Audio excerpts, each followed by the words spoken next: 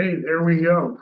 So today we're just going to bend it just a little bit on the life of an escrow, and we're going to talk about manufactured homes. But the first thing you need to understand, because it's important whether you list one or whether you sell one, it's just important to know what the heck they are.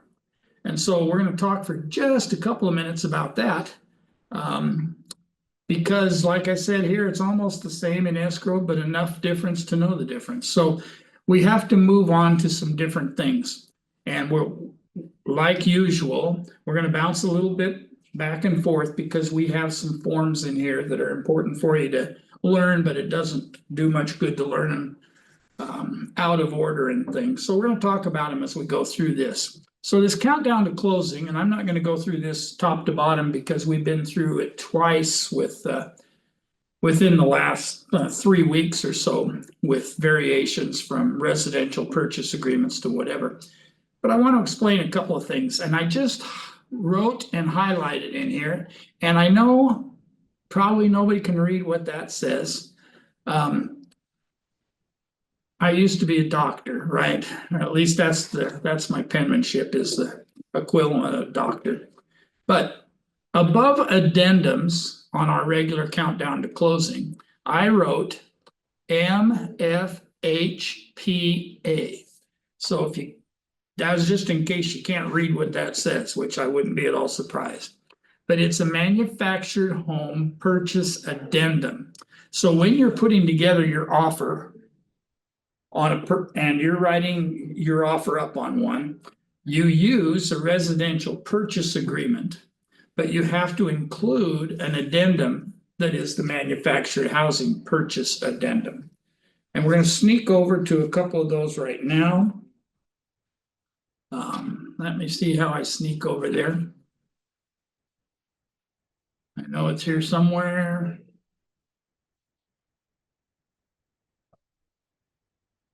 Sorry about that, having to scroll and stuff. But we're going to go over all these things today, so you'll get to see them a little more. But on the purchase agreement itself, so you're using a regular residential purchase agreement. There is no manufactured home purchase agreement. There's only a residential purchase agreement because it's a residence. So you use the residential purchase agreement, but on page 4 of the residential purchase agreement, and that's the only page I loaded in here for you today, so that when you pull up your files and things, you won't see the whole RPA. You'll only see this page 4, which checks a little box that says manufactured home purchase agreement. I'm going to scroll down here a little bit further to get to that. Manufactured or mobile home purchase addendum. So this is not an agreement. This is just an addendum to the agreement itself. So here it gets filled out across the top just like it would. 1, 2, 3, 4, buy me way. And you'd have a seller, buyer, whatever is going on. And then there's a couple of things to note. And on this agreement, obviously, one of the things it says right off the bat, and I know this is going to sound funny to you, but some people don't know that they're buying a manufactured home anymore. Some of the new manufactured homes have gotten so good, so solid, so well built and well designed that they don't even look like a manufactured home any longer. They still are, but they don't look like it. So right off the bat, by having this addendum in there, we've disclosed to the buyer, we wrote this offer, you're aware that it's a manufactured home. You've probably had that discussion with them, but this puts it in writing that they know. Now there's 3 types of manufactured homes, which are important for you to understand. And they may be all the same as far as the construction and things, but where it sits and where it's located makes a difference. So the first one is a manufactured home on leased or rented land. That is a manufactured home that is in some kind of and we still refer to them as mobile home parks or RV parks or something like that. So that's still the case. That hasn't changed. So you have a manufactured home that's on leased or rented land. Anyway, we either had a big truck drive through our parking lot or we had a little bit of an earthquake. So it's okay. Nothing's falling off walls and I'm still seating my seat. So all done. manufactured home on leased or rented land. So it's in a park. It will have a space number when it's in a park. So you'll have an address for the park, but you still need to identify the space number. So we'll identify the park name, the park address, the city, and you'll have a space number 283 or whatever it happens to be. The second part, the second manufactured home, is a manufactured home to be sold with real property. Now, there's a definite distinction there because the one is on leased or rented land. The other one is on its own property. It's on a piece of property. However, notice that it says sold with real property. And it asks for a couple of things. One is it says, where's the address again? And what's the parcel number? And it asks for a little allocation of cost. And the reason it's allocated for cost is because escrow will be taking care of this, but in escrow, they're going to take care of part of this through a property. You're buying a piece of land, but you're buying a manufactured home separate. So in escrow, it actually kind of acts as two separate sales. There's some designation in their escrow instructions that shows that it's two separate things. So it's not always just a single, you may have a single price on it, $300,000 or whatever. But out of that, you have to make a designation as to pricing of what one would be worth without the other type thing. And that is kind of and I know this sounds funny for training, but the differences in these depends on where you're at. If you can pull up comps that shows how much a lot costs in this area and it sells for $97,000, then the manufactured home is going to be an improved manufactured home. Even if you bought it brand new for $200,000 down at the local manufactured home store, then that property still would have to be further improved because it would have to have water, it would have to have electricity, it would have to have propane or gas, whatever it happens to be. So it becomes a little bit of a task to figure out what the difference is on those. If you absolutely have no idea and you have no way to figure it out, things like that, probably the easiest way to handle this allocation is to do about a 75% mobile home, manufactured home, and a 25% real property. And that's not an exact number. The county doesn't expect an exact number. They know that things are, that there's definitely other factors that talk about the value of a property. If you have a 5-acre piece of property and it's entirely fenced, then, and it has a well on it, and it has septic systems already in place and things, there's definitely more value than just a piece of dirt. So you have to do a little bit of juggling. We can talk about it if you come up with any. There's no way I could go through all of the variations here and have you write them down and understand what they all meant.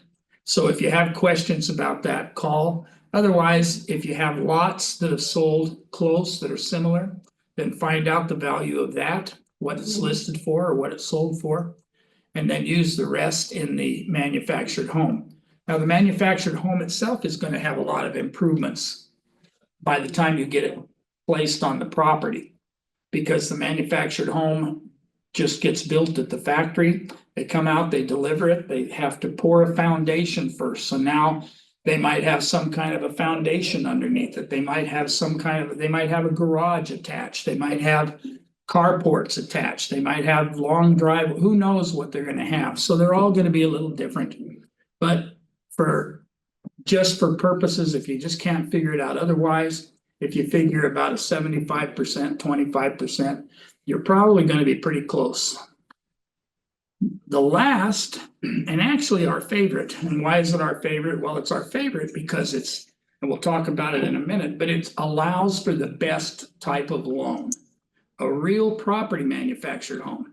Now, I told you that there's a difference here. This one's to be sold with real property, which basically just means that the manufactured home has been brought to the property and put on a what's called basically it's a non-permanent foundation.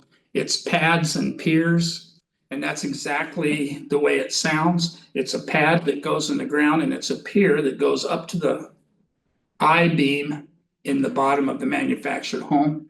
And the I-beam has a new post and pad and pillar and things every so many feet, depending on the length and the width of the manufactured home. And that's it, which is okay. They work. A lot of people do that for expense and things, but a real property manufactured home is actually one that has been put on a permanent foundation. Permanent foundation we refer to as a 433 because that's the code that the state and counties put on it. This is a 433 foundation. This is the health and safety codes that it refers to and the standards that have to be met by it. And so this home meets one of the following requirements, one that meets the following requirements. All right. So I'm sure there'll be some questions on that, but we'll try to cover it a little bit more in just a minute. But this one is, the reason it's the best for financing is because since it's on a permanent foundation, you can't drag it away in the middle of the night if you decided to not make your payments anymore. It's there, it's on a foundation, similar to what a house would be, and it's not going anywhere. The others do not, and so based on that, they'll give you a standard mortgage rate. So if mortgage rates are 6.65, then you can get a 6.65 mortgage rate on a manufactured home that is on a permanent foundation. If it's not on a permanent foundation, then you are going to pay for it as as personal property, basically. It's personal property on top of real property, or it's personal property on top of leased property. And so they still have loans available for them. However, the mortgage rates or the down payment rates are going to be significantly different. Okay. So we go down here. This is just information to help escrow when they're going through, because now this is an addendum to escrow, right? Here's an addendum to the purchase agreement. So we have license numbers, we have serial numbers, we have HUD insignias, we have decals. Who knows? We have all kinds of things all over the house. That information, whatever you can find, goes in here. Approximate width and length, those go in there. And the manufacturer's name and model, those go in there. So now we know that we're selling this specific manufactured home on this specific lot. And that makes a lot of difference, again, when it comes to financing and things. So be sure and include this addendum when you're writing an offer. Hopefully, a lot of this information, serial number wise and things, will come from the good agent that listed it, because a good agent that listed it is going to put that information in the MLS so that when you go to sell it, you will have access to that information. If not, you may have to go out to the manufactured home and look for the decals. We're going to go over those in just a second, so I'll come back to that when we need to. So let's go back here for a minute. All right, I don't want to go back that far. All right, when you get around to doing or following disclosures or getting disclosures, we do all of the same disclosures, so none of those things change. However, there is a manufactured home TDS, transfer disclosure statement. So that's exactly what it's called, and it is specific to manufactured homes. And so you need to make sure that we're dealing with the right disclosures when we get those. So I told you about the real property manufactured homes where you're buying land and you're buying a manufactured home. but it's not on a permanent foundation, so it's real property and personal property. And when you do the real property and manufactured, then you are dealing with the DMV as well as the recording with the county. The recording with the county is for the land, and the recording with the DMV or title change if it's cash or whatever. But the DMV is separate from that. That's all taken care of in escrow. Escrow and title set those up with the land being recorded just like you would a regular house, but it's only recorded for the land. So when you see it, then you'll notice that it's just for the land. Now, people say, well, what's the advantage of that, or what's the disadvantage of that? Well, the way people look at it sometimes is that when you buy property, you're going to have property taxes. The property taxes are going to be based on the value. Remember on that page that we just looked at, it had a separated value. The property tax is going to be based on the value of the land because that's what they're buying. And the manufactured home or the mobile home that's on there is going to be based on what it would cost to do DMV fees. And the DMV fees typically in life go down as the car or the boat or the trailer or the manufactured home depreciates in value. And so typically, if you were going to live in it for 30 years, probably by the time you hit the end of the 30 years, you'd be paying significantly less on a yearly basis than you would having it through the DMV. But you never pay that off, obviously. You're always going to pay DMV fees of some kind. So, a couple things to keep in mind over what we just covered a minute ago and kind of moving forward. When you prepare an offer for a manufactured home, use the residential purchase agreement. Okay, so you don't ever change from using the residential purchase agreement if it's a residence.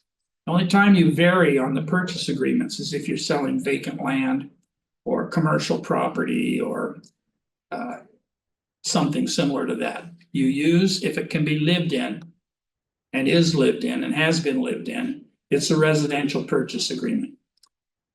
Include the manufactured home addendum, that's the one that we just went over, that has serial numbers, HUD numbers, decal numbers, and other information like length and width and things like that, that identifies the manufactured home for escrow. Escrow needs those things. They're going to need numbers in order to get ownership transferred the way it's supposed to be transferred. Now, I wrote on here these numbers, or at least some of these numbers, should be provided to you by the listing agent in the MLS. And like I was saying before, I threw in the word lazy when I said lazy agents. There are agents that just leave it up to you to find it out yourself. Sometimes you may end up going out there and looking for the decals or looking for whatever. But we need those in order for escrow to move forward. It also ensures that the buyer knows they're buying a manufactured home. And it further identifies to escrow that they're dealing with a manufactured home. They don't want to know that 5, 6, 7 days into the transaction because now they've wasted that much time in their escrow because they didn't know. If you just wrote a residential purchase agreement and did not send the identifying addendum, they wouldn't know what they were dealing with. All right, so let's just talk about this for just a second, just so everybody understands. So what's the difference? Well, in a manufactured home, the sizes are generally 10 feet wide, and the lengths are generally between 40 and 70 feet long. And they're either in 10-foot sections or 12-foot sections. So you see a lot of them that are 24 by 56 or 20 by 48 or something, depending on the size. I've seen them as big as 24 by 72. And I've seen them with add-ons or expandos or pop-outs or something. So make sure that you get make sure that you know what you're getting. If you're dealing with 2-section manufactured homes, like 24 by 62 or whatever it happens to be, make sure that you try to get decals and serial numbers off of both.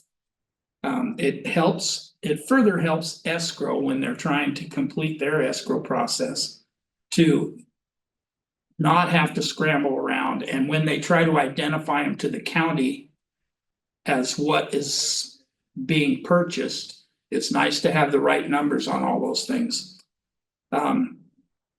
Siding on manufactured homes, on the older ones, it was aluminum or Alcan, which is really lightweight stuff. It's they were made originally to be a mobile home. You know, you've seen them pulled down the road. I have one. I don't call it a mobile home, although it certainly is when I'm out camping someplace. It was something that I pulled there. It's still on wheels with axles, has a big yoke out front and things, and it's a mobile home. It is not. Now, was it manufactured in a plant? Absolutely, it was manufactured in a plant. However, it's not considered a manufactured home if it's still mobile, if it doesn't hit these sizes. You saw the links on here that say 40 to 70 long. Well, my travel trailer is 24. And so you see here, 10 by 40 or smaller is considered an RV. So it is 8 by 24. So that's certainly smaller than 10 by 40. So it's a recreational vehicle. It's a travel trailer. It is not a manufactured home that you're going to be able to get loans on when you put them on a piece of property. In spite of the fact that some people have pulled a mobile home into they bought a piece of land and they were going to live in a mobile home for a while they built their house. And their house never ended up getting built and they still live in the manufactured home or whatever. So anyway, so it's an identifier. The roofs, aluminum. You've seen foam. It looks like snow, but it actually hardens. Now they've gotten to composition and tile, and we'll talk about that in just a second. And then there's usually skirting around it because the manufactured home comes in and it's not in the ground or on the ground. It is above the ground, and they put skirting of some kind on it to keep animals out and just different, and weeds from growing under there and different things like that. So foundations. So there's two different kinds of things that you see out there that are not permanent foundations, although they can be made permanent. But you see a high profile, and basically it's an easy way to tell. If you have to go up steps to get in the front door, then it's a high profile. It's usually 3 or 4 feet above ground. It is on a pad and pier foundation, and all of these things are necessary to make it livable and keep it warm and things. The skirting and stuff will keep drafts from going underneath there and things. Low profile, and this is one that people get confused about a little bit because they say, yeah, it sat right on the ground. I just walked straight in off of the ground level.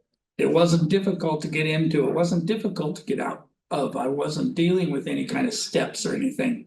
So it must be on a permanent foundation. Well, that's not true. I put on here, it's not always permanent foundation, because what happens is that if somebody wants to be a low profile, if they want to sit ground level, if they have handicaps, or if there's some kind of ADA issues that require that they be ground level, you can, when the manufactured home is put in place, you can dig basically a 2 or 3 or 4 foot, almost like a swimming pool, but it's the length of the manufactured home, and still be put on regular pads and piers with the I-beam holding all the weight, but it's ground level. So some people look at it at ground level and they automatically think that that must be a permanent foundation, and that's not always the case. So a permanent foundation, either high or low, can be permanent, because even one that's 4 feet above ground or 3 feet above ground, they can have concrete footings put in around the outsides or on the corners, or concrete forms built and around the piers themselves so that they can't move, and And then it's attached to the I-beams with bolts and things that are next to impossible to get out and things. So you can still, even in a high profile manufactured home, make it permanent. You have to have it permitted in order for it to be considered permanent. It can't just be Terry going around there and pouring concrete and stuff and having that be a permanent foundation. It is the responsibility of whoever's doing it to pull permits on it. And the only way for it to get to permit status is, or 433 status, I'm sorry, is to have permits pulled and have the job cards approved and things as you go along. All right. Sometimes a 116 is acceptable for a loan. What a 116.6 is it's a different kind of approval that just says that the axles and wheels have all been removed and the areas for reinstallation have been sealed, and that the yoke that you towed it down the highway, that has been taken off. So that's been cut off of the regular framing that's around it and things. And so it's made it practically immovable. And so you can sometimes get a little bit better adjustment interest wise and things, but actually the 433 is still the best. All right, plumbing on the inside, anything from galvanized to plastic, you'll see. Copper is preferred in most cases. Copper lasts longer. The electrical in the pre-78 ones, it was it was only a 2-wire wrap. And you look at the older manufactured homes and things, and if you look at the outlets, you can see that they don't have that ground plug. They only have the 2 plugs.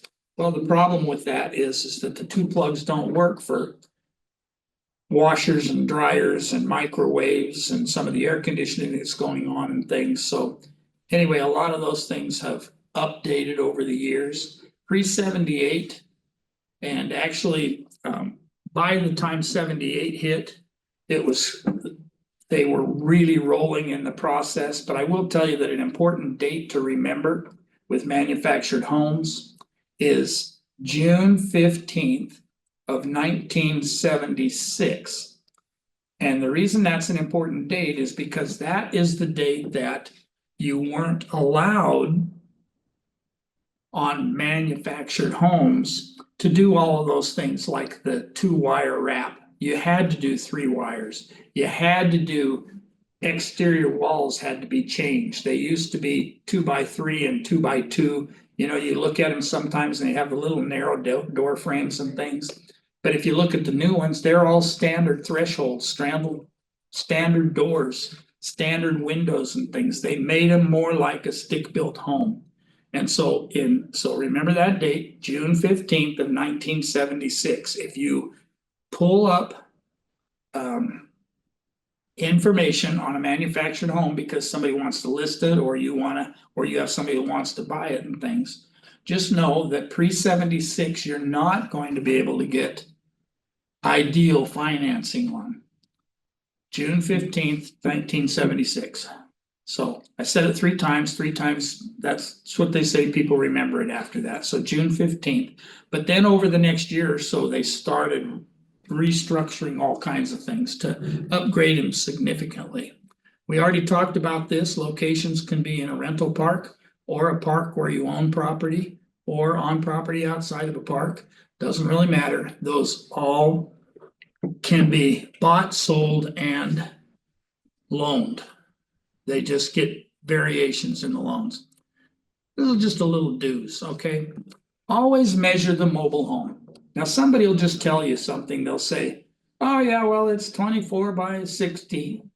And you actually run a tape on it and you find out that it's 24 by 70 or 24 by 56 or something like that. If you're going to advertise it with the square footage in place like it asks you for in the MLS, then you need to know what the actual measurements are. The other thing is that people have different pop outs or expandos.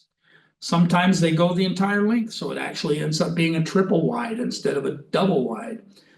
Sometimes it's just a pop out where the kitchen is or something, almost like these RVs that are out there that have their little slide outs, and they slide out to give you extra room in the kitchen for your dishwashers and things like that. Maybe it's in a master bedroom or something. So there's a lot of times where it's different, but you don't want to exclude that from your square footage. But it may not be identified as such on your title and things. So you want to make sure that you measure it just to see what you're actually dealing with. One of your little toolkit items that you should have, other than the standard ones like zip ties and a screwdriver and a flashlight and things, is you should have a tape measure. And your tape measure, I have a couple of tape measures. I have one that's like a 25-footer that, you know, retracts itself by pushing a button and things. And then I have a tape that is on a reel, and that goes 100 feet. And so I can tape any kind of a manufactured home with that if I need to. Okay, get the license number, serial number. So these are the dues. I already covered this once, but still make sure you get it. And if you don't have those numbers, it is a little more severe for escrow to get things covered. Can it still be done? It can be done. However, at that point in time, we have to do what's called a title search. A couple of dogs came in. Anyway, we have to do, or escrow has to do what's called a title search. Title search takes time. It also costs money, depending on the length of time and things, but they can actually instigate a title search to try to find out those serial numbers and those things, but it takes extra time. So if you can get it done on the front end, it helps escrow immensely. We just talked about date of manufacture and making sure that the links and things are right. Okay, so now I'm going to talk about a couple things where you can get information.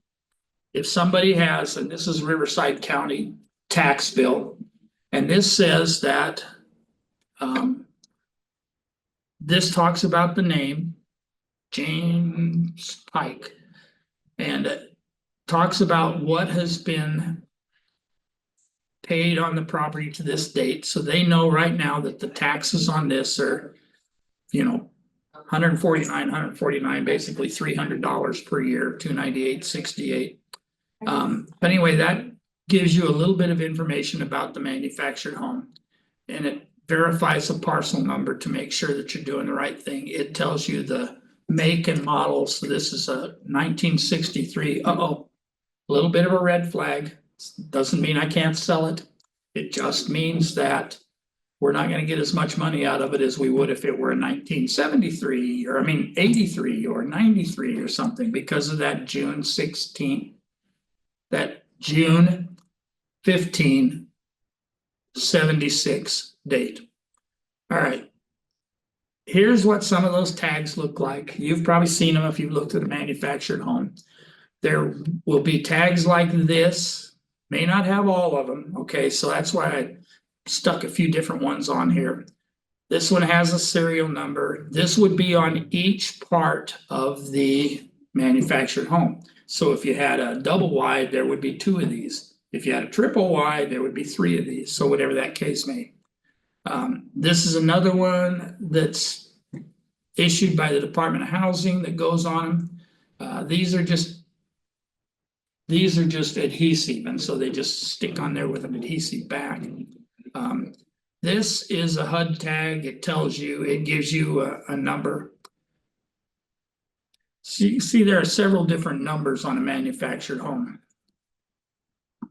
This, if they happen to have a registration card because they are living in a rental park or something, that's okay. This will still give you information about the trade name and serial numbers and things. Here's a serial number. If we had just this number, we'd be able to put this deal together. Escrow would be able to put this deal together. But the more numbers you have, the easier it is for them. Here's the date that I was talking about. This one happens to be built, the DOM I know in MLS that means days on market, but here it means date of manufacture. And then DFS means date of first sale. So this was built in 1977. So we're clear on our June 15th, 1976 date. We're beyond that. And we have a 1977 date on it, which is good. That's what we're looking for. A note here, the address is, this is, we like this. This is Irvin Marks, registered owners, Irvin Marks and Sally Ann Marks. Here's the address, Fountain Valley, California. That's great. All those things are good. Everybody's there. Here's what happens sometimes. Sometimes when escrow does a title search, they're looking to find out a couple of things. They're looking to find out if it's on local property taxes. That's the tax type that's highlighted here.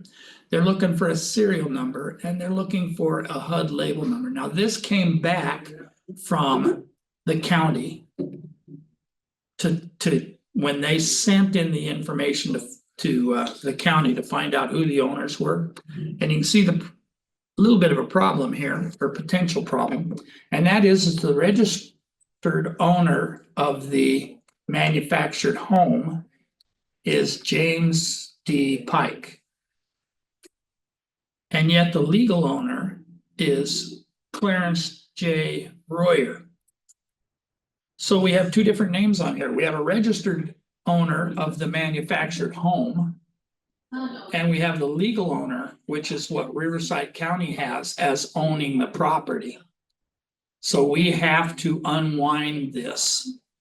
When I say we, I'm talking about escrow. So don't panic, but this is what escrow has to do if these things are different. So they will unwind it to try to get it all put together. Title search is completed by escrow, and yes, there is a fee. The owner didn't have the information, but with items like this, and this, we can do a full title search to find out how we can get this unwound. And that usually requires us working with HCD and getting a housing and community development to get the owner of the manufactured home and the owner of the property to be the same person. And so they need to unwind it to find out how that can be. So now it's all unwound, and now we have owners and we have serial numbers, we have label numbers, we have weight and height and length and all that kind of stuff on it. Notice that their length and widths are in inches. So this isn't 624 feet long. This is closer to 60 feet long. And the width is 144 and 144, so that's 12 feet on each side. So it's a double wide 12 foot by 12 foot. And we're in a good date. Data manufacture was 87. So everything's good on this, and now we can move it towards a sale.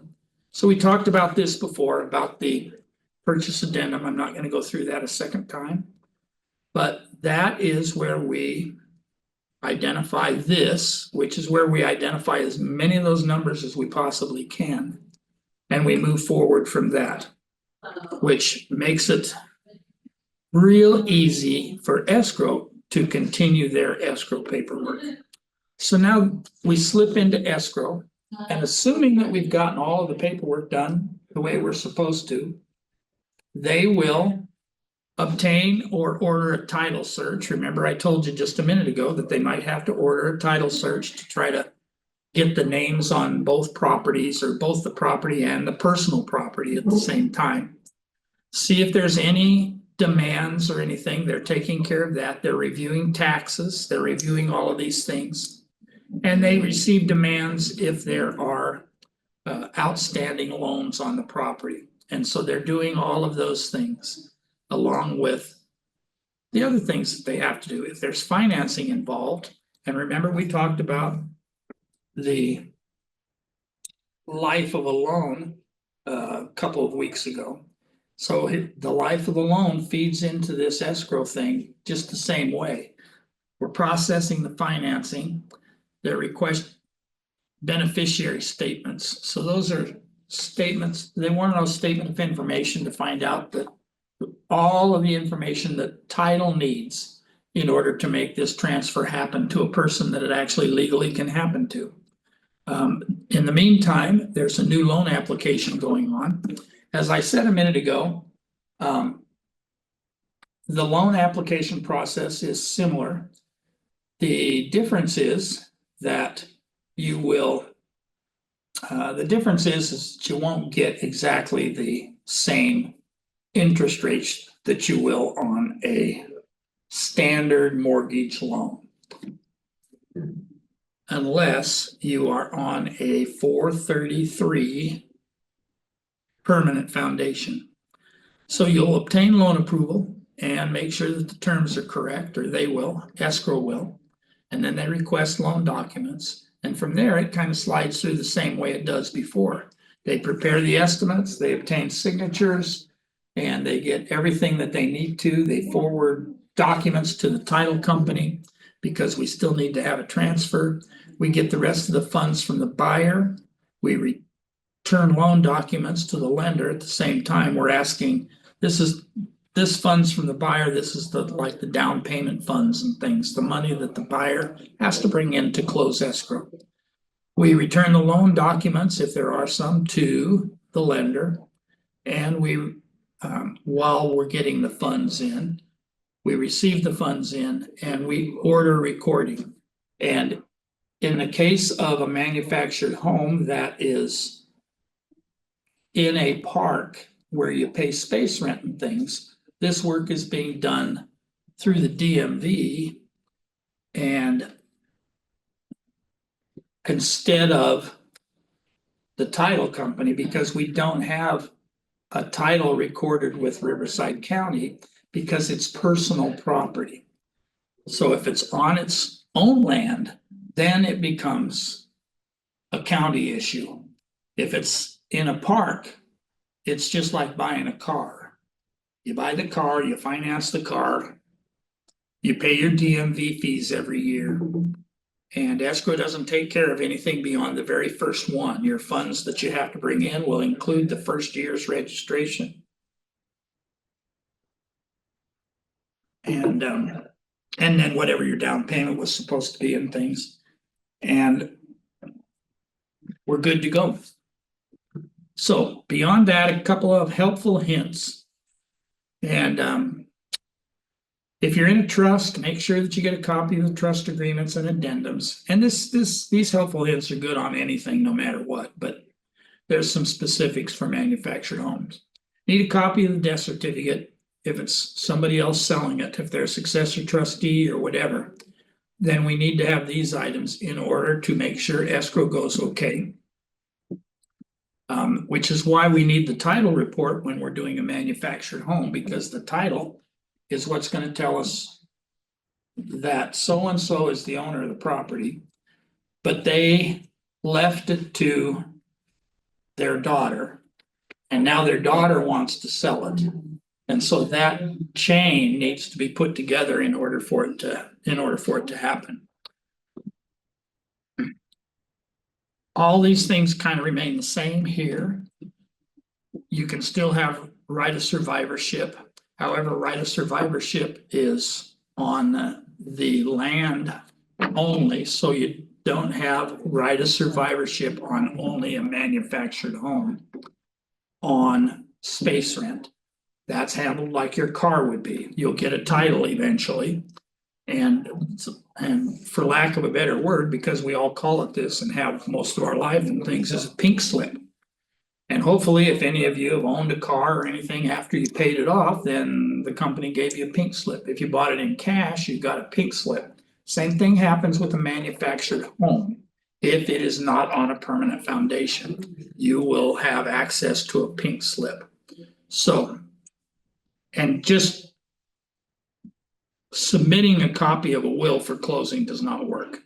So the fact that grandma left it to you in a will is not going to work. What that's going to do is that's going to trigger a probate situation, and a probate situation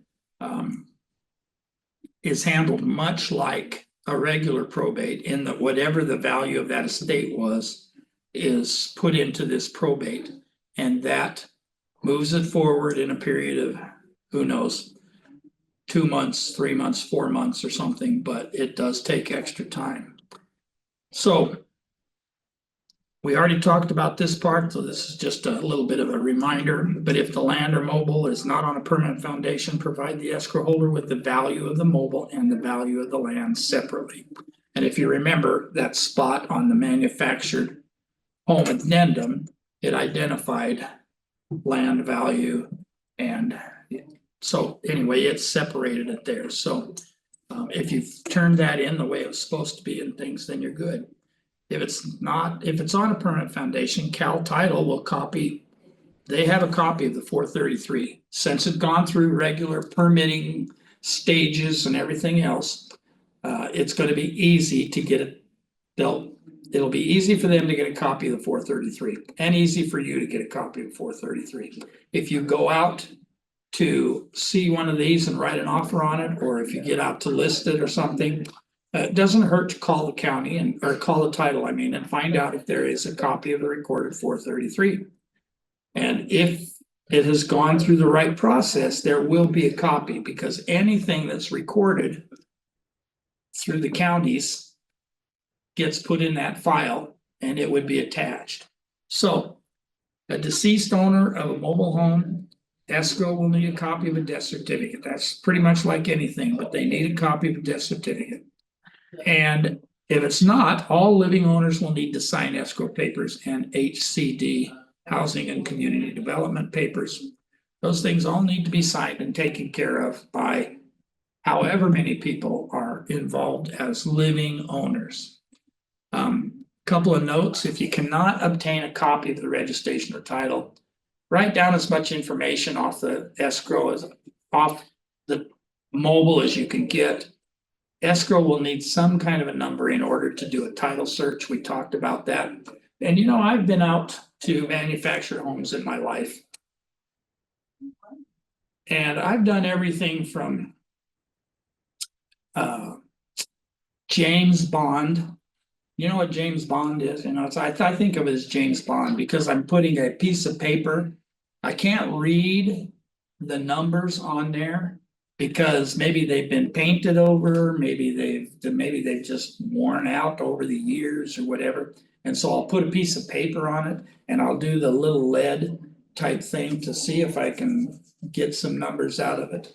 I've gone out with paint remover to move paint, because if the manufactured home happens to be, you know, 20 or 30 years old or something, chances are pretty good it's going to be painted. Sometimes the painters that do it will leave the label accessible visibly, and sometimes they just are in there blasting away and they just spray right over it. So I've gone out there with paint remover and I've done the little paint remover thing to try to get it done. Sometimes it's on the outside of each section of the manufactured home. Sometimes it's on the wall in the side by where they keep where the water heater closet is, which is usually on the outside of the manufactured home. But sometimes it's in there. Sometimes it's where the washer and dryer area is, up on one of the inside cupboards. Sometimes it's where the water lines go into the manufactured home. So they put it in different places depending on the company. There is no standard for exactly where it's to go.